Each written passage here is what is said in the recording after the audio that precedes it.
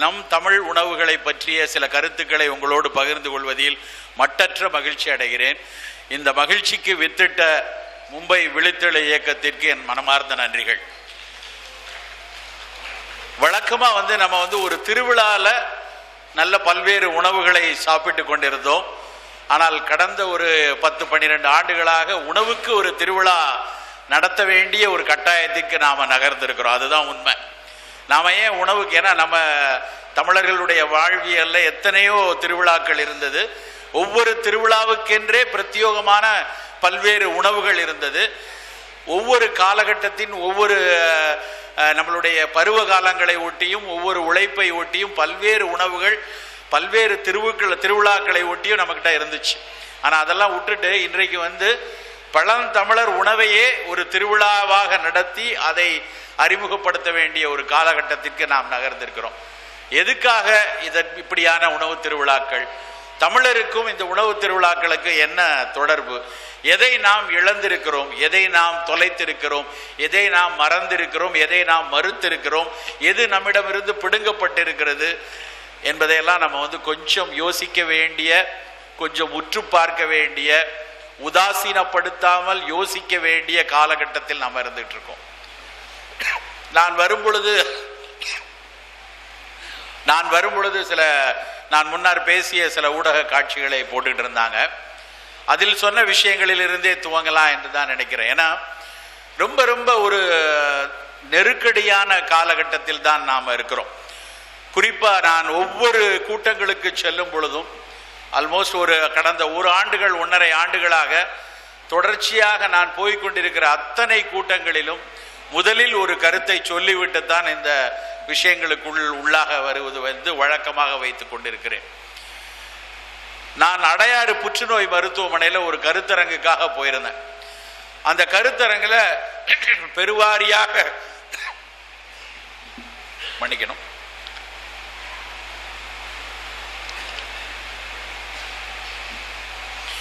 அந்த அடையாறு புற்றுநோய் மருத்துவமனை உங்களுக்கெல்லாம் பல பேருக்கு தெரிஞ்சிருக்கும். ஏன்னா தமிழகத்தில் இருக்கக்கூடிய மிக முக்கியமான ஒரு பெரிய புற்றுநோய்க்கான ஒரு பெரிய மருத்துவமனை. அந்த மருத்துவமனையில் ஒரு கருத்தரங்கு. அந்த கருத்தரங்கில் இதே மாதிரியான ஒரு பெரிய கூட்டம், ஒரு 400 பேர்கிட்ட இருப்பாங்க. அந்த 400 பேரில் பெருவாரியான மக்கள் இங்கே இருக்கிற மாதிரி 45 வயது 50 வயதை ஒட்டிய மக்கள் தான். நிறைய மருத்துவர்கள், நிறைய செவிலியர்கள், நிறைய புற்றுநோயிலிருந்து சிகிச்சை பெற்று மீண்டு வந்தவங்க, ஒரு கதிர்வீச்சு சிகிச்சையோ இல்லை ஏதாவது ஒரு கீமோ சிகிச்சையோ எடுத்து கொண்டிருப்பவர்கள், இப்படியாக நிறைந்திருந்த ஒரு அரங்கு. அந்த அரங்கில் அந்த மருத்துவர் பேசும் பொழுது ஒரு கருத்தை சொல்றாங்க. அவங்க ஒரு புற்றுநோய்க்கான உளவியல் சிகிச்சை நிபுணர். அவங்க சொல்லிட்டு வேற கருத்துக்களுக்குள்ள போயிட்டாங்க. ஆனா அவங்க சொல்லி சென்ற ஒரு வார்த்தை இன்னைக்கு வரைக்கும் என்னை விட்டு மனசை விட்டு நகரவே மாட்டேங்குது. இந்த திருவிழாக்களுக்கான அடி நாதம் அந்த வார்த்தை தான். அவர்கள் என்ன சொன்னாங்க அப்படின்னா, இங்கே இருக்கக்கூடிய இந்த ஒரு தலைமுறை தான், இங்கே இருக்கக்கூடிய இன்றைய இந்த தலைமுறை தான் தனது அடுத்த தலைமுறையின் மரணத்தை அருகிலிருந்து பார்க்க போகிறது அப்படின்னு. ரொம்ப சாதாரணமா எடுத்துக்க கூடாது இந்த வார்த்தையை. இங்க இருக்கிற இந்த ஒரு தலைமுறை தான் தன் அடுத்த தலைமுறையின் மரணத்தை, நோய் கூட்டத்தை, நோய்களால் துன்புறுவதை, அவர்களின் அத்தனை துன்பங்களையும் அருகில் இருந்து பார்க்க போகிறது என்பதுதான் அதனுடைய பொருள்.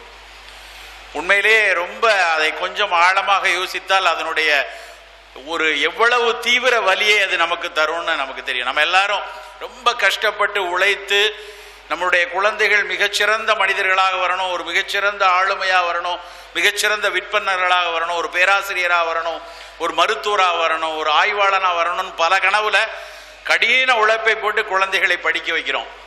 ஆனால் அந்த குழந்தைகள் நிச்சயமாக அப்படியான ஒரு முயற்சியை கொடுக்கும் பொழுது உறுதியாக அந்த ஆளுமைகளாக கண்டிப்பாக வருவாங்க.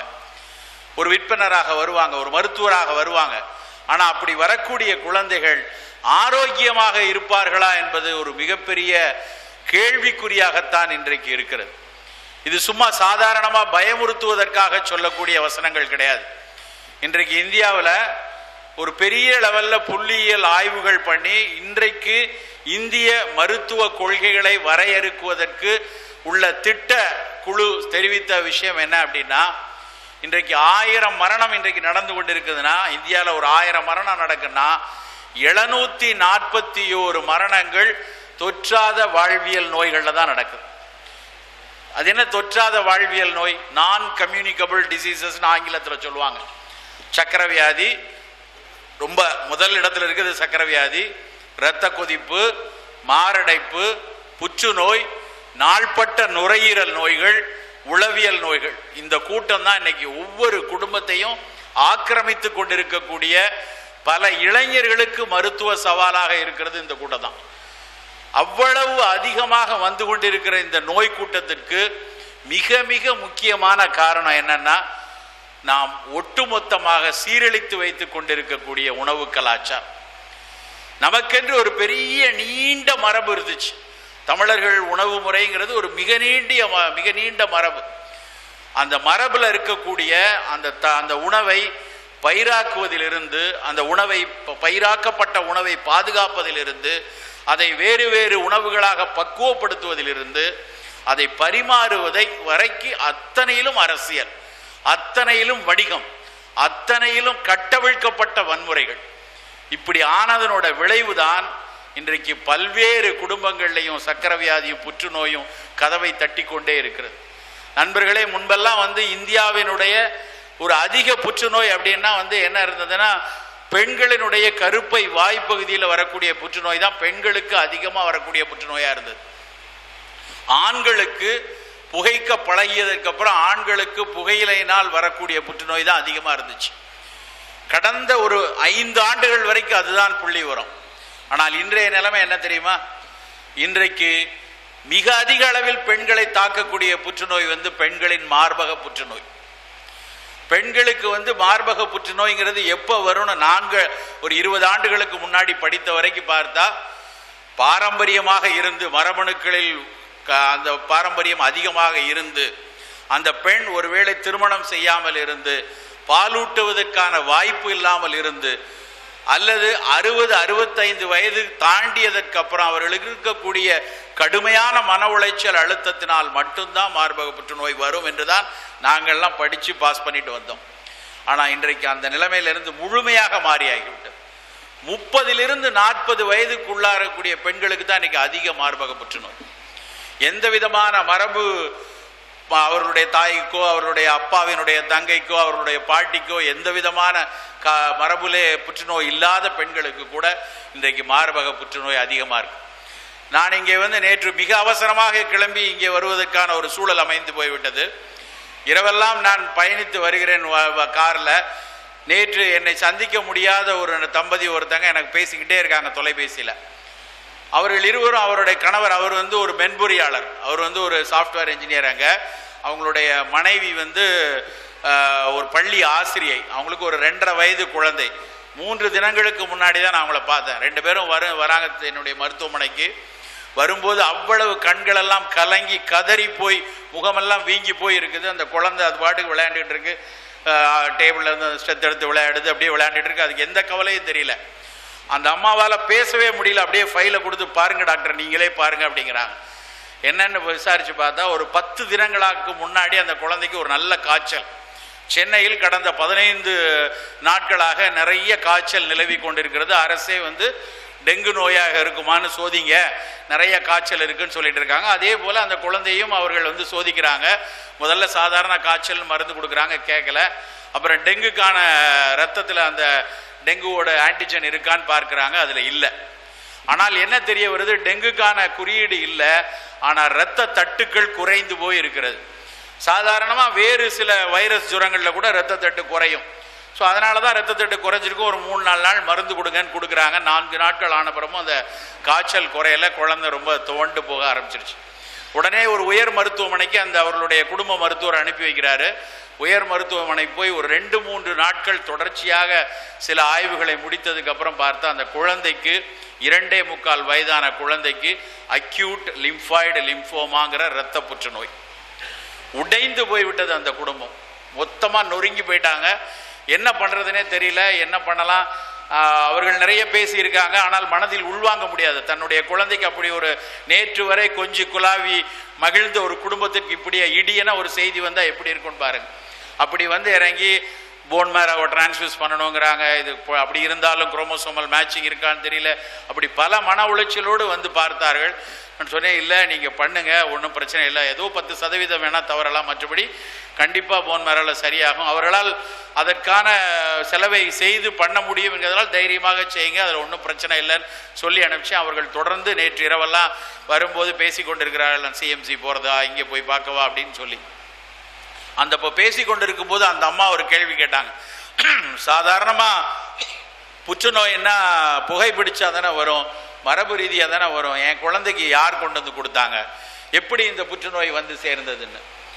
அவருக்கு அந்த குழந்தைக்கு புற்றுநோயை கொண்டு வந்து சேர்த்தது வந்து அவர்கள் மரபு ரீதியான காரணம் இல்லை, அந்த குழந்தை எதுவும் தவறான விஷயங்களில் போய் நிற்கலை, அவர்களுக்கு புற்றுநோய் கொண்டு வந்து கொடுத்தது நாம் எல்லாம் சேர்ந்து தான். நம்மெல்லாம் சேர்ந்து இந்த பூவுலகில் இந்த மனிதன் மட்டும் நல்ல ஒரு வளர்ச்சி என்கிற பெயரில் இந்த ஒட்டுமொத்த சூழலை சிதைத்து மண்ணையும் நம்மளுடைய நீரையும் காற்றையும் எல்லாவற்றையும் மாசுபடுத்தி இந்த பூமிக்கு சம்பந்தம் இல்லாத பல நச்சுக்களை பல்வேறு இடங்களில் விதைச்சதனோட விளைவு அவையெல்லாம் இன்றைக்கு பல நோய்களாக திருப்பி அடிக்க ஆரம்பித்திருக்கிறது. இதனுடைய ஒவ்வொரு நோய்களுக்கும் பின்னாடி இருக்கக்கூடிய காரணத்தை பார்த்தீங்கன்னா 3 முக்கியமான காரணம் தான். முதல் காரணம் நான் சொன்னபடி உணவு, ஒட்டுமொத்தமாக சீரழிந்திருக்கக்கூடிய உணவு முதல் காரணம். 2வது காரணம் மனம். மனம் எப்படி சந்தோஷமாக இருக்கணும், எப்படி குதூகலமாக இருக்கணும்னு எந்தவித அடையாளமும் தெரியாமல் எல்லாமே நுகர்வோர் கலாச்சாரத்தில் போய் சிக்கி கொண்டிருக்கிறது. முன்னாடிலாம் ஃபோட்டோ எடுத்தாங்க, இப்போ ஃபோட்டோ எடுக்க வந்தாங்க, நாங்கள்லாம் அப்படியே வரிசையாக நின்னோம். ஃபோட்டோ எடுத்த கேமராமேன் வந்து எங்கே சிரிங்க, எல்லாரும் சிரிங்க அப்படின்னு சொல்லி சிரிப்பாங்க, எல்லாம் சிரிச்சு ஃபோட்டோ எடுப்போம். இன்றைக்கி அவன் தானே ஒரு செல்ஃபோனை எடுத்து அதை நேராக இப்படி வச்சுக்கிட்டு வாயை கோணலாக வச்சு தானே ஒரு செல்ஃபி ஃபோட்டோ எடுத்துக்கிட்டு அதை மகிழ்ச்சிங்கிறான். அதுவா மகிழ்ச்சி? அது மட்டும் இல்லாமல் அதை நடுராத்திரி 2 மணிக்கு ஃபேஸ்புக்கில் ஏற்றி விட்டுட்டு மாப்பிள்ளை ஒரு ஃபோட்டோ அனுப்பிச்சிருக்கிறேன், அதுக்கு உடனே லைக் போடு அப்படிங்கிறான் 2 மணிக்கு. அப்போ தான் நான் உன் ஃபோட்டோவுக்கு லைக் போடுவேன். இப்படி புரிதலே இல்லாமல் எது மகிழ்ச்சி எது குதூகலம்னு தெரியாமல் நுகர்வோர் கலாச்சாரத்தில் சிக்கிட்டு, இதுக்கு பின்னாடிலாம் ஒரு கேமராவை வந்து ஃபோனுக்குள்ளே வைக்கணும்னு அவசியம் இல்லை. அலைபேசி என்பது வந்து ஒரு உரையாடுவதற்கான விஷயம் கிடையாது.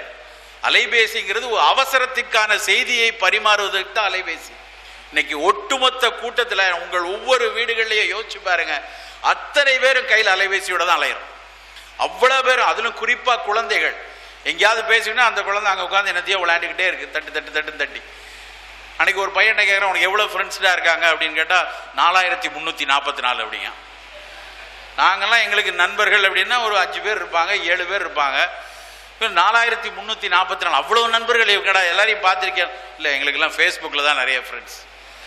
ஒட்டுமொத்தமாக எது வந்து ஒரு நட்புனா என்ன, எது நட்பில் எதை பரிமாறுவோம், நட்பில் எப்படி இருப்போம், இப்படி எதுவுமே புரியாமல் யாரோ ஒருத்தர் சொல்லி கொடுக்குறாங்க, அதை வைத்து மொத்த இனமும் மொத்த கூட்டமும் இப்படி போகுது. அதனால் இயல்பாக மனதிற்கு வர வேண்டிய மகிழ்ச்சி இல்லை, எதில் இயல்பாக எதில் கேளிக்கையாக இருக்க வேண்டுங்கிற ஒரு மகிழ்ச்சி இல்லை. கேளிக்கையினால் இவன் அழிந்து கொண்டு இருக்கிறான். கேளிக்கை ஒரு விஷயம் கேளிக்கையாக இருக்கணும் அப்படின்னா அது அவனை வளர்க்க வேண்டும். எனக்கு வந்து ஒரு புத்தகம் படிப்பது ஒரு கேளிக்கையாக இருக்கு, மனதை மகிழ்ச்சிப்படுத்தக்கூடிய ஒரு விஷயம், புத்தகத்தை நான் படிக்க அது என்னை வளர்க்கும், அது கேளிக்கையாக இருக்கலாம். நீங்கள் உட்கார்ந்து அப்படியே ஒரு இதில் ஃபோனை வச்சுக்கிட்டு அதில் கிரிக்கெட் விளையாடுறான், அதில் ஃபுட்பால் விளையாடுறான். பல சின்ன குழந்தைகள் என்ன விளையாடுதுன்னு பார்த்தா 2 விளையாடுது. ஒன்று இவன் யாரையாவது துரத்துறான், இல்லைன்னா அது யாரையாவது துரத்துது. இது 2 தான் விளையாட்டு. அப்போ மனம் எப்படி இருக்கும்? மனம் முழுக்க அவனுக்கு வந்து ஒரு சந்தோஷத்தை, எந்த விதத்திலையும் சந்தோஷம் பற்றிய புரிதல் இருக்காது. இது 2வது முக்கிய காரணம். 3வது மிக மிக முக்கியமான காரணம் சூழலில் நாம் நடத்தக்கூடிய வன்முறைகள். இன்றைக்கு ஒரு 3-4 மாதங்களுக்கு முன்னாடி உலக சுகாதார நிறுவனம் ஒரு அறிவிப்பை கொடுத்துச்சு. கிளைபோசேட் அப்படிங்கிற ஒரு கெமிக்கல், தமிழில் அதுக்கு பேர் வந்து நாம் பயன்படுத்திட்டு வரோம், எல்லா இடங்களிலும் பயன்படுத்திட்டு வரோம். தமிழில் அதனுடைய பேர் களைக்கொல்லி. இந்த களைக்கொல்லிகளை வந்து பயன்படுத்துவது நேரடியான புற்றுநோய் காரணி அப்படின்னு சொல்லி ஒரு 3 மாதத்துக்கு முன்னாடி உலக சுகாதார நிறுவனம் அறிவித்து இதை தயவு செய்து பயன்படுத்தாதீங்க அப்படின்னு சொல்லிட்டாங்க. சரியா ஒரு 8-9 ஆண்டுகள் இருக்கும். விஜய் டிவியில் ஊடகத்தில் ஒரு நேரடியான விவாதம் நானும் நம்மாழ்வார் ஐயாவும் கலந்து கொள்கிறோம். அந்த விவாதத்தில் ஒரு எதிர் அணியில் வந்து விவசாயத்துறையினுடைய பெரிய அதிகாரிகள்லாம் இருக்காங்க. அப்போ நாங்கள் சொல்கிறோம், இந்த மாதிரி பூச்சிக்கொல்லிகள் களைக்கொல்லிகள்னால உடல்நலக்கேடு நிறையா வருது, பயன்படுத்தக்கூடாது விவாதம். அப்போ ஒரு பெரிய வேளாண் அதிகாரி எது சொல்கிறார், உங்களுக்கு ஏதாவது இருக்கா, இதுக்கு ஏதாவது சயின்டிஃபிக் எவிடன்சஸ் இருக்கா, ஏதாவது தரவுகள் இருக்கா, இப்படிலாம் நீங்கள் சொல்லி சொல்லி பயமுறுத்திக்கிட்டு இருக்கீங்க அப்படின்னு சொன்னார். அவர் இன்னைக்கு ரிட்டையர்ட் ஆகி எங்கேயோ போயாச்சு. ஆனால் இன்றைக்கு 4 மாதத்துக்கு முன்னாடி உலக சுகாதார நிறுவனம் தெளிவாக சொல்லிருச்சு, எங்கெல்லாம் நீங்கள் களைக்கொல்லியை பயன்படுத்துகிறீங்களோ அது நேரடியாக புற்றுநோயின் காரணியாக மாறும், தயவு செய்து அதை உலகத்திலிருந்து விரட்டுங்கள் அப்படின்னு அறிக்கை விட்ட உடனே யூரோப்பியன் யூனியனில் 13 நாடுகளும் அமெரிக்காவும் கனடாவும் ஆஸ்திரேலியாவும் ஒட்டுமொத்தமாக கிளைஃபோசெட்டை அதிலிருந்து வெளியே எடுத்துட்டாங்க. ஆனால் நாம் என்ன பண்ணிட்டு இருக்கோம் தெரியுமா, கிட்டத்தட்ட 20 ஆண்டுகளுக்கு முன்னாடி நம்ம ஊரில் எண்டோசல்ஃபான் அப்படின்னு ஒரு கெமிக்கல், இந்த எண்டோசல்ஃபான் தெளிக்காத ஊரே இருக்காது. அவ்வளவு அதிகமாக பயன்படுத்தக்கூடிய மிளகாய்க்கும் கத்திரிக்காய்க்கும் எல்லாத்துலேயும் போட்டாங்க எண்டோசல்ஃபானை. வயநாடுன்னு ஒரு பகுதி கேரளாவில் ஒரு 40 ஸ்கொயர் கிலோமீட்டர் ஏரியாவில், அந்த வயநாடு பகுதியில் அவர்கள் எண்டோசல்ஃபான் தெளித்ததனோட விளைவு ஒரு 40 கிலோமீட்டரில் 40 ஸ்கொயர் கிலோமீட்டரில் 830 மன வளர்ச்சி இல்லாத குழந்தைகள் பிறந்துச்சு.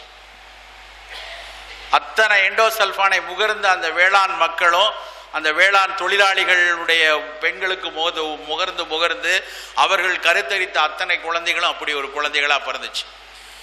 ஆனால் அதை பற்றியெல்லாம் அக்கறை இல்லாமல் இன்றைக்கு வரைக்கும் அந்த எண்டோசல்ஃபான் வேறு வேறு பெயர்களில் தமிழகத்திலையும் மற்ற எல்லா பகுதிகளிலும் இந்தியாவிலையும் அது பயன்படுத்தப்பட்டு வருது. நண்பர்களே, நம்மளுடைய உணவு மூலமாக நம் மரபு அறியாத பல்வேறு நச்சுக்கள் துளி துளி துளியாக உள்ளுக்குள்ள போறது தான் இன்னைக்கு இவ்வளவு வியாதிகள் பெருக்கெடுத்து வருவதற்கான முதல் முக்கியமான காரணம். நமக்கெல்லாம் தெரியும், நம்ம வந்து ஒரு சோர்வா இருக்கோம், ஒரு களைப்பு போகணும். நமக்கு களைப்பு போனாலும் சரி, ஒரு விளிம்பு நிலையில இருக்கக்கூடிய ஒரு ஏழை தொழிலாளி தன்னுடைய களைப்பு போனோம்னா செய்யக்கூடிய முதல் விஷயம் ஒரு கோப்பை தேநீர் அருந்துவது தான். ஒரு கோப்பை தேநீர்ல கிடைக்கிற உற்சாகத்தினால அடுத்த 3 மணி நேரத்தை தள்ளக்கூடிய எத்தனையோ ஏழை தொழிலாளிகள் இன்றைக்கும் நம்மளுடைய ஊர்ல, நம்மளுடைய அருகாமையில எத்தனையோ பேர் இருக்காங்க. ஆனா அந்த ஒரு கோப்பை தேநீர்ல இந்த மாதம் இந்த வருடத்தில் பிப்ரவரி 2015 ஒரு ஆய்வு அறிக்கை வெளியாச்சு. ஒவ்வொரு கோப்பை தேநீர்லையும் உலக நாடுகள் தடை செய்து வைத்திருக்கக்கூடிய 13 வகை பூச்சிக்கொல்லி ரசாயனங்கள் அந்த தேநீர்ல இருக்கு. அப்படின்னு நம்ப முடியுமா நம்மளால? ஒரு தேநீர் தான் இருக்கிறதுலேயே மிகச்சிறந்த ஒரு மூலிகை. ஒரு தேயிலையிலிருந்து, அது தேயிலை வந்து சீன மக்கள் வந்து மருந்தாக பயன்படுத்தி வந்தது. அதில் கிடைக்கக்கூடிய புத்துணர்வுனாலையும் அதில் இருக்கக்கூடிய ஊக்கத்தினாலையும் அதை பின்னாட்களில் அதை வந்து ஒரு பானமாக ஆங்கிலேயர்கள் மாற்றி அதற்கப்புறம் அடிமைப்படுத்தப்பட்ட அத்தனை நாடுகளினுடைய சுற்றுச்சூழலையும் அழித்து சோழமண்டல காடுகளை எல்லாம் சிதைச்சு தேயிலையை பயிராக்கினாங்க. அங்கே ஒரு சூழல் சிதைவு நடந்தது, அது வேறு வரலாறு. இன்னைக்கு எப்படி நடக்குன்னா, அதே தேயிலையில நல்ல மனம் வர வேண்டும் என்பதற்காக, நிறைய இளம் தளிர்கள் வர வேண்டுங்கிறதுக்காக அதில் தெளிக்கக்கூடிய அத்தனை ரசாயனங்களும் இன்றைக்கு பல்வேறு நோய்களுக்கு காலங்கார்த்தாலே நாம் வித்தெடுக்கிறோம். நமக்கெல்லாம் தெரியும், இன்னைக்கு காய்கறியில் பழங்கள் எல்லாம் நிறைய அந்த மாதிரி பூச்சிக்கொல்லி ரசாயனம் விட்டுருக்காங்கன்னு. வீட்டில எல்லாம் எந்த காய் வாங்கினாலும் வெண்டைக்காயோ அவரைக்காயோ நல்ல வெந்நீரில் கழுவி, அதுக்கப்புறம் துணியெல்லாம் வச்சு துடைச்சி, அதுக்கப்புறம் தண்ணியில் கழுவி, அதுக்கப்புறம் தான் நம்ம கட் பண்ணி காய்கறியை சமைக்கிறோம். தேயிலையை யாராவது தண்ணீரில் கழுவிட்டு அதுக்கப்புறம் யாராவது தேயிலையை ஊற்றி வெண்ணி போட்டு பண்ணுறோமா? தேயிலையை அப்படியே நம்ம போட்டு பயன்படுத்துகிறோம். ஆனால் அத்தனை தேயிலையிலையும் இந்த பூச்சிக்கொல்லி துணுக்குகள் இருக்குங்கிறத ஆய்ந்து சொல்லிட்டாங்க. உடனே பெரிய பெரிய நிறுவனங்கள்லாம் கூடி பிடிச்சிது. யார் சொன்னாங்க, நாங்கள் அவ்வளோ குவாலிட்டி கண்ட்ரோல் வச்சுருக்கோம், நாங்கள்லாம் ப்ராசஸிங்லாம் ஜிஎம்பி பண்ணுறோம், எல்லாம் தப்பாக பேசுகிறாங்கன்னாங்க. அவங்க doctor Sunita Narayanan, centre for science and என்வாயர்மெண்ட்னு இருக்குது டெல்லியில். அவர்கள் தான் முதலில் இந்த பெப்சி கோக்கில் எல்லாம் நிறைய பூச்சிக்கொல்லி துணுக்குகள் இருக்குன்னு சொன்னது. அவர்கள் இன்றைக்கு ஆராய்ந்து சொன்னாங்க, மிகச்சிறந்த தரம் மிகுந்த தேயிலை, மிக விலை உயர்ந்த தேயிலையாக இருக்கட்டும், கடை வீதிகளில் இன்றைக்கு பயன்படுத்தக்கூடிய தேயிலைகளாக இருக்கட்டும், எல்லாவற்றிலும் இவ்வளவு பூச்சிக்கொல்லிகள் இருக்குது அப்படின்னு அவர்கள் ஆய்ந்து சொன்னாங்க. சில பேர் அதனால தான் நான் காபி டீயே குடிக்கிறது இல்லை, தினம் பால் குடித்தா நல்லது, பால் குடித்தாதான் நல்ல போஷாக்காக இருக்கலாம் அப்படின்னு ஒரு கூட்டமே காலையில் ஒரு டம்ளர் பாலை கொடுத்து அனுப்புறது. எதையும் சாப்பிடலைன்னா பரவாயில்ல, ஒரு கப் பாலாவது குடி அப்படின்னு சொல்லி வீட்டில் போட்டு பிள்ளைகளை திணிச்சு ஒரு டம்ளர் பாலை கொடுத்து அனுப்புகிறாங்க. அந்த பாலுக்கு பின்னாடி இருக்கிற பயங்கரத்தை பார்த்தீங்கன்னா அவ்வளோ அசிங்கம். உண்மையிலே அது பாலா இல்லை அது வெள்ளை கலர் விஷமா அப்படின்னு யோசிக்க ஆரம்பித்து விட்டார்கள். அந்த பால் nomilk.org அப்படின்னு ஒரு வெப்சைட் இருக்கு, முடிந்தால் நீங்க போய் பாருங்க. nomilk.org. ஏன் பால் வேண்டாம்?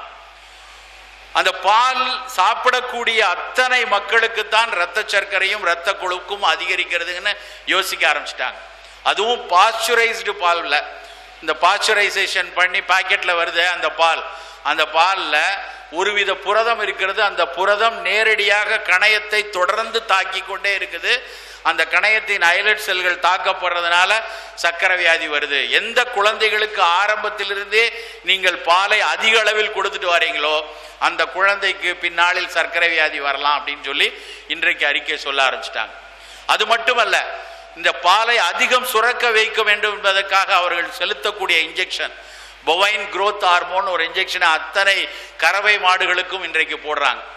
அந்த கறவை மாடுகளுக்கு போடக்கூடிய அந்த பொவைன் growth ஹார்மோன் இன்ஜெக்ஷனை அதனுடைய ரெசிடியூஸ் அந்த பாலில் இருந்து சின்ன குழந்தைகள் தொடர்ந்து இந்த பாலை கொடுக்க கொடுக்க பெண் குழந்தைகள் 9 வயதுல 10 வயதுல பூப்படைய ஆரம்பிக்கிறாங்க. எந்த குழந்தை சீக்கிரமே பருவம் எய்துதோ, எந்த பெண் குழந்தை சீக்கிரமே 9-10 வயதுல பருவம் எய்துதோ அந்த குழந்தைக்கு இன்றைக்கு பாலிசிஸ்டிக் ஓவேரியன் சிண்ட்ரோம் சொல்லக்கூடிய சினைப்பை நீர்க்கட்டிகள் அதிகம் வருது அப்படின்னு இன்னைக்கு சொல்ல ஆரம்பிச்சிருக்காங்க. இப்படி அடுக்கடுக்காக பல்வேறு பிரச்சனைகளை கொடுக்கக்கூடிய பால் நமக்கு அவசியமா? உலகத்துல எந்த பாலூட்டிகளும் அதனுடைய பாலை தவிர வேற எந்த பாலையும் குடிக்கிறது இல்லை. மனிதன் மட்டும்தான் ஒருவேளை டைனோசரஸ் கிடைச்சா கூட அதை கெட்டி கறந்து டைனோசரஸ் பால் அப்படின்னு போட்டு வித்து இதை சாப்பிட்டா பயங்கர போசாக்கா திரியலான்னு சுயநலத்தோடு திரிகிறது நம்ம மட்டும்தான். சித்த மருத்துவத்தில், ஆயுர்வேதத்தில், எல்லா பழம்பரிய மருத்துவத்திலையும் பாலை மருந்தாக சொல்லி இருக்கிறார்கள். ஒருவேளை உங்களுடைய மருத்துவர் நீங்கள் கண்டிப்பா சிறிது காலம் பால் அருந்த வேண்டும் என்று சொன்னால் அன்னைக்கு எடுத்துக்கலாம், வெறும் தப்பு இல்லை. ஆனா உணவாக அந்த பால் வேண்டுமாங்கிறது மிகப்பெரிய கேள்விக்குறி. நாம ஒரு விவசாய பூமி வைத்திருக்கிறோம், நேரடியாக தினமும் அந்த மாட்டை பராமரிக்கிறோம், நேரடியாக அந்த மாட்டிலிருந்து பால் எடுக்கிறோம்னா எடுத்துக்கோங்க, தப்பு இல்லை. நம்ம இந்த மாதிரி ஒரு பாக்கெட் பாலையும் பவுடர் பாலையும் வாங்கி அதை சாப்பிடணும்னா அது நாமே நமக்கு நோய்களை வரவழைக்கக்கூடிய ஒரு தன்மை. பால் தேயிலை ஒரு பக்கம் போனா காலையில சாப்பிடக்கூடிய காலை உணவை பாருங்க, எவ்வளவு காலை உணவுகள் நம்மகிட்ட இருந்துச்சு, எத்தனை விதமான காலை உணவுகளை நம்ம சாப்பிட்டுட்டு வந்தோம். ஆனா இன்னைக்கு பெருவாரியான கூட்டம், குறிப்பாக இளைஞர்கள் கூட்டம், காலை உணவுனா 2 விஷயத்துல சிக்கிக்கிட்டு இருக்காங்க. குறிப்பா நான் தமிழகத்தின் வரலாறு எனக்கு தெரியும், இங்க எப்படின்னு தெரியல. பெருவாரியான தமிழ் மக்கள் காலையில ஒன்று கார்ன்ஃபிளேக்ஸ் இல்லைன்னா ஓட்ஸ் கஞ்சி, இதுக்கு மாறியாச்சு. யாரை கேட்டாலும் ஓட்ஸ் சாப்பிட்டா உடம்பு இளைக்குமாம, ஓட்ஸ் சாப்பிட்டா புரதச்சத்து நிறைய இருக்குமாம, ஓட்ஸ்ல கொலஸ்ட்ராலே கிடையாதாம, இப்படி சொல்லி ஓட்ஸுக்கு மேல ஒரு பெரிய மரியாதை. எப்படி வந்துச்சு இந்த ஓட்ஸ்? நாங்கள் பள்ளிக்கூட காலங்களில் ஓட்ஸ் படிக்கும் போது ஓட்ஸ் எங்கிருந்து வருது எப்படி வருதுன்னு படிச்சா, ஓட்ஸ் பின்லாந்தில் விளையுது, ஓட்ஸ் ரஷ்யாவில் விளையுது, ஆஸ்திரேலியாவில் விளையுது, அங்கெல்லாம் விளைவிக்கப்படக்கூடிய ஓட்ஸ் குதிரைகளுக்கான உணவு அப்படிதான் படித்தோம். குதிரைகளுக்கு போடக்கூடிய உணவு நம்ம ஊர்ல எல்லார் வீட்டுக்கு எப்படி பாக்கெட்ல வந்ததுன்னு பார்த்தீங்கன்னா 97க்கு அப்புறம் ஒரு சீரியல் வந்துச்சு, சித்தி அப்படின்னு சொல்லிட்டு ராத்திரி அந்த சீரியல் நேரடியா சில குடும்பத்தை சீரழிச்சது. அதுக்கப்புறம் அந்த சீரியலுக்கு விளம்பரம் போட்ட இந்த சீரியல் பல்வேறு ஆரோக்கியத்தை சீரழிச்சு போச்சு. ஓட்ஸ் ஒரு நல்ல தானியம் தான், தனியா எடுத்து ஓட்ஸ் அனலைஸ் பண்ணி பார்த்தா அது ஒரு நல்ல தானியம் தான். ஆனா ஓட்ஸ் என்ன கோதுமை மூட மாதிரி அப்படியே தானியமாவா உங்க வீட்டுக்கு வருது? ஓட்ஸ் நமக்கு கிடைப்பதே ஓட்ஸ் அவலாகத்தான். எங்கேயும் ஓட்ஸா தனியா தானியம் யாரும் வாங்க மாட்டாங்க. ஓட்ஸ் அவலா இங்க வர்ற விஷயம், அந்த தானியத்திலிருந்து அவலாக மாறுவதற்குள். அதே மாதிரி மக்காச்சோளம், சோளம் நல்ல நிறைய புரதச்சத்து இருக்கு, நிறைய நார்ச்சத்து இருக்கு. ஆனா சோள அவலாக கார்ன்ஃபிளேக்ஸாக மாறுறதுக்குள்ள எத்தனை வன்முறைகள் அதுல நடத்தப்படுதுன்னு கொஞ்சம் முற்று பார்க்கணும். 100 டிகிரி 120 டிகிரியில் அந்த சோளத்தை வேக வச்சு 60 டன் எடையுள்ள எந்திரத்தினால் அடிச்சு தட்டையாக்கி அதுக்கப்புறம் 200 டிகிரியில் அதில் இருக்கக்கூடிய அத்தனை நீர்ச்சத்துக்களையும் உறிஞ்சிட்டு மீதி இருக்கிற குப்பையத்தான் என்னென்ன உங்களுக்கு தேவையோ அதெல்லாம் தெளித்து, விட்டமின் சி தெளித்து, விட்டமின் கே தெளித்து, நார்ச்சத்துக்கள் தெளித்து, அதுக்கப்புறம் அது கெட்டு போகாமல் இருப்பதற்காக பல்வேறு ரசாயனங்களை தெளித்து, நம்ம வீட்டில் இட்லி சுடுறோம், அந்த இட்லியை வச்சு அது மேலே ஒரு மாருதி காரை ஏற்றிட்டோன்னு வைங்க ஒரு உதாரணத்துக்கு. அதுக்கப்புறம் அது சக்கையை ஆனதுக்கப்புறம் அதை எடுத்துகிட்டு வந்து எவ்வளோ நாளைக்கு நீங்கள் சாப்பிட முடியும் அதை? ஆனால் அதை விட அதிகமாக மாருதி கார் எடை வந்து 1 டன்னோ 1.25 டன் தான். 60 டன் எடையுள்ள ஒரு எந்திரத்தினால அழுத்தி அப்படி ஆக்கப்பட்ட அவல் அடுத்த நாளே கெட்டு போகிற தன்மை உள்ளது. அந்த கெட்டு போகாமல் இருக்கிறதுக்காக அப்புறம் உங்களுக்கு சாக்கோ ஃப்ளேவர் வேணுமா, ஸ்ட்ராபெர்ரி ஃப்ளேவர் வேணுமா, இப்படி ஒவ்வொரு பட்டர்ஸ்காட்ச் ஃப்ளேவர் வேணுமான்னு அந்த ஃப்ளேவர் எல்லாம் கெமிக்கலில் சேர்த்து, அதுக்கப்புறம் இந்த ஊரில் எல்லாருக்கும் ஒரு வியாதி பிடிச்சிருக்கு, 0 சைஸ் இடுப்பு வேணும், கரிஷ்மா கபூர் மாதிரி ஆகணும் அப்படின்னு நினச்சி அத்தனை பேரும் கே அப்படின்னு போட்டிருக்கிறத போய் இதை வாங்கினா நல்லா 0 சைஸ் இடுப்பு இருக்குமா? அதான் நான் பல தடவை சொல்லுவேன், இதை வாங்கினா கரிஷ்மா கபூர் இடுப்பு கிடைக்குமா, கண்ணம்மாப்பேட்டை அடுப்பு கிடைக்குமான்னு தெரியாது. ஆனால் அதை போய் வாங்கிட்டு வந்து அதை வீட்டில் போட்டு அதில் பாலை ஊற்றி, நண்பர்களே அதில் சோளத்தை தவிர அத்தனை குப்பை சத்துக்களும் நிறைந்தது தான் அந்த ஃப்ளேக்ஸ். நம்ம மரபுக்கும் நம்ம உடம்புக்கும் துளி கூட சம்பந்தம் இல்லாத அத்தனை ரசாயனங்கள் அதில் இருக்கு. ஒரு விஷயத்தை நல்லா உணர்ந்து கொள்ளலாம், அதெல்லாம் பாதுகாப்பானதுன்னு எவ்வளோ சர்டிஃபிகேட் வந்துச்சு. 4 மாதத்துக்கு முன்னாடி விரட்டி அடித்தோம் நூடுல்ஸை, வேண்டாம் வேண்டாம் வேண்டான்னு 10 வருஷமாக கத்துனதுக்கு ஏதோ ஒரு அரசியல் அவர்கள் அதை அவர்களாகவே வேண்டான்னு சொல்ல ஆரம்பித்தாங்க. 4 மாதம் தான் சரியா. உங்களுடைய மாநிலத்தில் இருந்து தான் உயர் நீதிமன்ற தீர்ப்பு வந்திருக்கு. வேணெல்லாம் ஒன்றும் கிடையாதுங்க, ரொம்ப சிறப்பாக இருக்கான், பிரமாதம், ரொம்ப பாதுகாப்புன்னு சொல்லி தமிழ்நாட்டில் பேராசிரியர் விஜய், பேராசிரியர் சூர்யாலாம் நம்ம ஆடி பாடி அதை விற்க ஆரம்பிச்சிருவாங்க. அதுக்கப்புறம் அதை அவ்வளோ பேரும் வீட்டில் வாங்கி வச்சு தான் ரொம்ப சூப்பராமே, அதெல்லாம் ஒன்றும் பிரச்சனையே இல்லையே, எந்த நச்சுத்தன்மையும் இல்லையே அப்படின்னு சொல்ல ஆரம்பிச்சிருவாங்க. நண்பர்களே, ஒரு விஷயத்தை புரிந்து கொள்ளுங்க, அது நல்லதா, நச்சுத்தன்மை உள்ளதா, பாதுகாப்பானதெல்லாம் 2வது கேள்விதான். அது பாதுகாப்பானதா இல்லையாங்கிறது 2வது கேள்விதான். முதல் கேள்விக்கு பதில் சொல்லணும், அது அவசியமா இல்லையா? ஒருவேளை நூடுல்ஸ் சாப்பிடலைன்னா மும்பையில் எல்லாருக்கும் வலது பக்கம் வயிறு வீங்கிரும் அப்படின்னா எல்லாரும் சாப்பிடலாம் நூடுல்ஸ். அப்படி நமக்கு அவசியமே இல்லை, நமக்கு தேவையே இல்லை. நம் மரபுக்கு துளி கூட பழக்கம் இல்லாத உணவு அது. ஃப்ளேக்ஸாக இருக்கட்டும், ஓட்ஸாக இருக்கட்டும், நூடுல்ஸாக இருக்கட்டும், நமக்கு தேவையே இல்லை.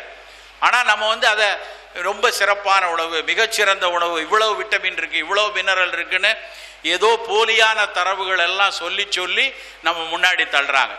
ஒரு விஷயத்தை நல்லா உணர்ந்து கொள்ளணும், விளம்பரத்தில் ஊடகத்தில் நமக்கு முன்னாடி சொல்லக்கூடிய தரவுகளை தாண்டி பல பொருட்கள் அதில் இருக்கும். விட்டமின் சி இருக்குன்னா விட்டமின் சி இருக்கும், அதோடு சேர்ந்து கொஞ்சம் ஆர்கனோ பாஸ்பரஸ் விஷம் இருக்கும். நம்ம அதுக்கு தெரியாது, ஏன்னா அதை அந்த கம்பெனி சொல்ல மாட்டான்.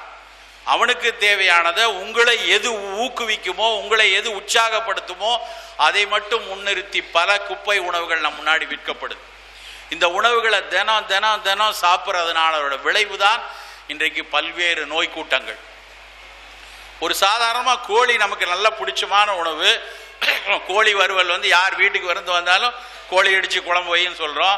ஒரு கோழியை பொரிச்சு கொடுத்தா குழந்தைகள்லாம் கும்மாளமாக சாப்பிடுது. சாதாரணமாக கோழி பொரியல் பண்ணணுன்னா ஒரு 7-8 விஷயம், ஒரு இஞ்சி பூண்டு, ஒரு சீரகம், பெருஞ்சீரகம், பெருங்காயம் போடுவாங்க.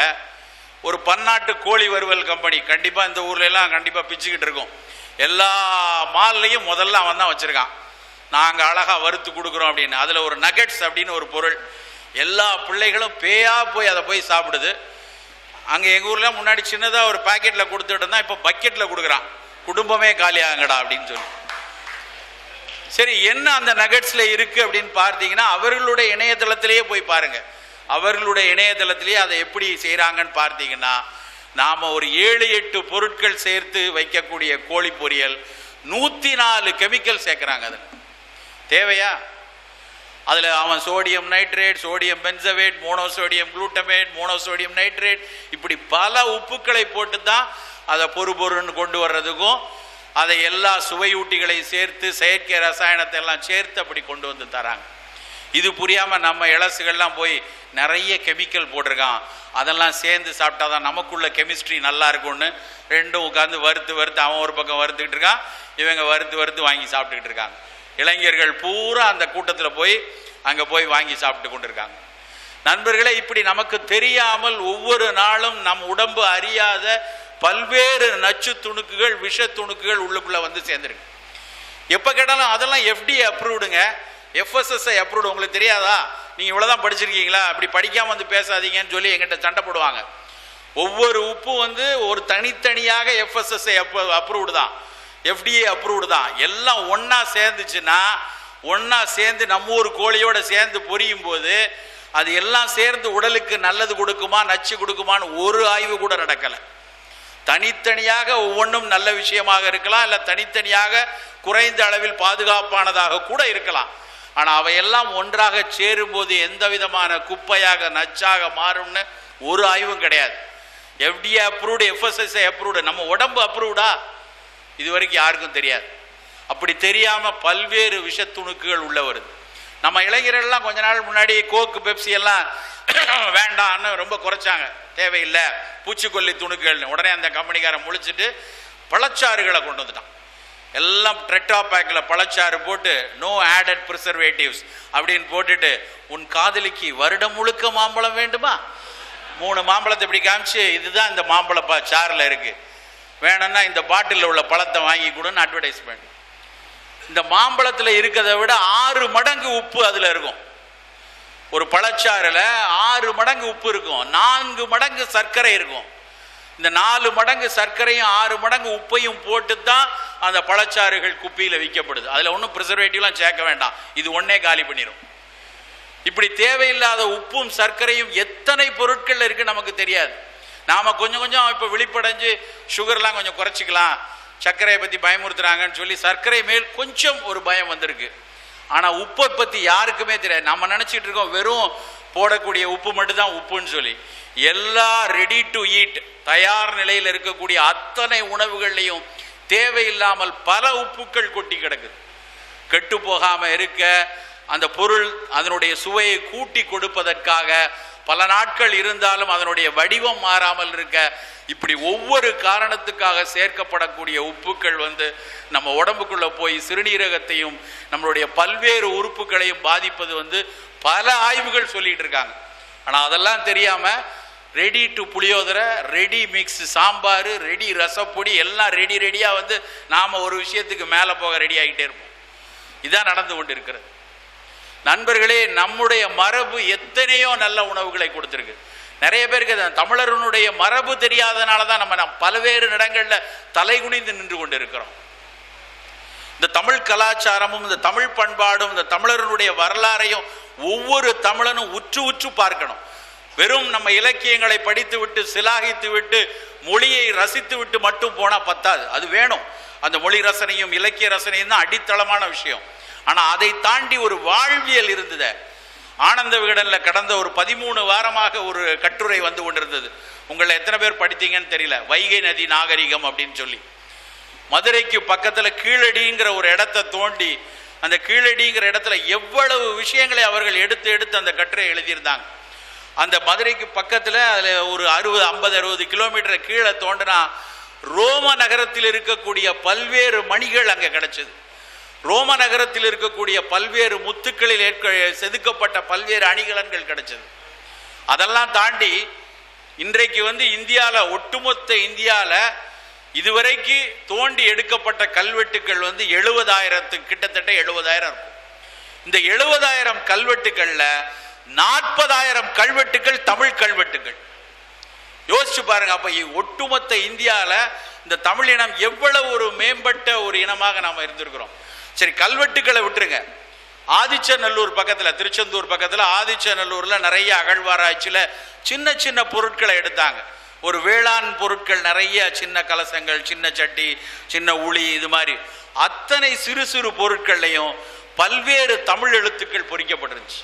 அதுக்கு என்ன தெரிய வருதுன்னா, கல்வெட்டுக்கள்ல இருந்தா அரசனோ அரசனுக்கு அருகாமையில் இருக்கக்கூடிய பெரிய கல்வியாளனோ மந்திரியோ தான் எழுதியிருக்க முடியாத. ஆனா அந்த சின்ன சின்ன வீட்டில் பயன்படுத்தக்கூடிய உபகரணங்கள்ல எல்லாத்திலையும் அவ்வளவு கலன்கள் இருக்கு அப்படின்னா, அவ்வளவு சின்ன சின்ன எழுத்துக்கள் இருக்கு அப்படின்னா, அப்ப என்ன அர்த்தம்னா, ஒவ்வொரு சாமானியனும் ஒவ்வொரு எளிய மக்களுக்குமே கல்வி அறிவு இருந்ததுன்னு அர்த்தம். அப்படி இருந்த மக்கள்கிட்ட எவ்வளவு உணவு கலாச்சாரம் இருந்தது. அன்னைக்கு இருந்த சங்க இலக்கியத்தில் சொல்லியிருந்த எந்த உணவுகளையும் நம்ம இன்னைக்கு பயன்படுத்தலை. சங்க இலக்கியத்தில் அடிசல் பண்ணோம், கும்மாயம் பண்ணோம், பிட்டு அடையெல்லாம் பண்ணியிருந்தோம். அதெல்லாம் இன்றைக்கு நம்ம பெரிய அளவில் நம்ம இன்னைக்கு பயன்படுத்தலை. அந்த அடிசலும் கும்மாயமும் இன்றைக்கு வேறு வடிவத்தில் மாறுச்சு. இன்னைக்கு நம்ம பண்ணுற குழம்பு தான் அன்னைக்கு பண்ணியிருந்த அடிசல், இன்னைக்கு பண்ணக்கூடிய பருப்புச்சோறு தான் அன்னைக்கு சாப்பிட்ட கும்மாயம். ஒவ்வொரு காலம் தொட்டு அந்த உணவுகள் மாறி மாறி வந்துச்சு. அன்றைக்கு நம்மக்கிட்ட இன்னைக்கு நம்ம பயன்படுத்துகிற மிளகா கிடையாது. மிளகா இல்லாமல் அன்னைக்கு முழுக்க நம்ம பயன்படுத்துறது மிளகு மட்டும்தான். காரம் என்றால் மிளகு. காய்கறி அப்படின்னு என்ன அர்த்தம்னா காய்களை மிளகோடு துவட்டி கொடுக்கறதுக்கு தான் காய்கறி. கறின்னா மிளகுன்னு அர்த்தம். காயையும் மிளகையும் சேர்த்து கொடுத்தாங்க. புலால் உணவை ஊன் சோறு அப்படின்னு சொன்னாங்க. எல்லா ஊனையும் சாப்பிட்ருக்கோம். ஊன் சோறு அப்படின்னு சொல்லி அதை தான் சாப்பிட்டோம். முகலாய பேரரசுகள் வந்ததுக்கு அப்புறம் அவர்கள் நிறைய மணமூட்டிகளை பயன்படுத்தினாங்க. அதனால பிரியாணிங்கிற வடிவம் வந்துச்சு. அதுக்கு முன்னாடி அதுக்கு பேர் ஊன் சோறு. அந்த சங்க இலக்கிய காலத்திலிருந்து அத்தனை பேரும் சாப்பிட்ட உணவு தான். ஆனால் இன்றைக்கு நம்ம அந்த மிளகாயிலிருந்து மிளகுலேருந்து மிளகாய்க்கு மாறணும். எதையெல்லாம் இழந்தோன்னு கொஞ்சம் யோசிச்சு பார்க்கணும். மிளகு வெறும் காரம் மட்டும் தராது. மிளகை நீங்கள் பயன்படுத்தினீங்கன்னா அந்த மிளகுல இருக்கக்கூடிய பைப்பரின்கிற 2 சத்து ஒவ்வாமை நோய்க்கு முதல் மருந்து. இரைப்பு நோயோ, ஒவ்வாமை நோயோ, தும்மலோ, மூக்கடைப்போ, சைனசைட்டிஸோ, ஆஸ்துமாவோ தினம் மிளகு மட்டும் இருந்தால் போதும். 10 மிளகு இருந்தால் பகைவன் வீட்டிலும் அருந்தலாம்னு சொல்லுவாங்க. அவ்வளவு தூரம் உடல்ல இருக்கக்கூடிய நச்சுக்களை முறிக்கக்கூடிய தன்மை மிளகுக்கு உண்டு. ஆனால் இன்னைக்கு நம்ம என்ன பண்றோம்னா பொங்கல்ல மிளகு போட்டுருந்தாலும் அதை எடுத்து பொறுக்கி வச்சுட்டு அது வேண்டாம். முன்னாடி சின்ன பிள்ளைகள் தான் பண்ணிச்சு. அன்னைக்கு பார்க்குறோம் ஒரு பெரியவரே எடுத்து பொறுக்கி வைக்கார். வேணாம், மிளகெல்லாம் தான் உள்ள சத்து வந்துருச்சே. அப்புறம் சின்ன பிள்ளைகிட்ட ஒரு பிள்ளைகிட்ட கேட்குறேன், அது கருப்பாக இருக்குல்ல. மிகப்பெரிய அவமானம் நண்பர்களே. கருப்பை அழுக்கு என்று மிக மிக ஒரு கொடிய நச்சை நம் சமூகத்தில் விதைச்சிருக்காங்க. நம்ம குழந்தைகள்கிட்ட இன்னைக்கும் விளம்பரங்களில் காட்டுறான், பூச்சி அதான் இருக்கு, பூரா வேர்ம்ஸ், பூரா அழுக்கு. உடனே அந்த புள்ள கருப்பாக இருந்தாலும் அழுக்குன்னு சொல்லி கருவேப்பிலையை தொடுறதில்லை, மிளகை தொடுறதில்லை. எது வெள்ளையாக இருக்கிறதோ அதுதான் விஷம். எந்த பொருள் வெள்ளையா இருக்கோ, வெள்ளை பால் விஷம், வெள்ளை அரிசி விஷம், வெள்ளை சர்க்கரை விஷம், வெள்ளை பிராய்லர் கோழி விஷம், வெள்ளை உப்பு விஷம், வெள்ளை மைதா விஷம்.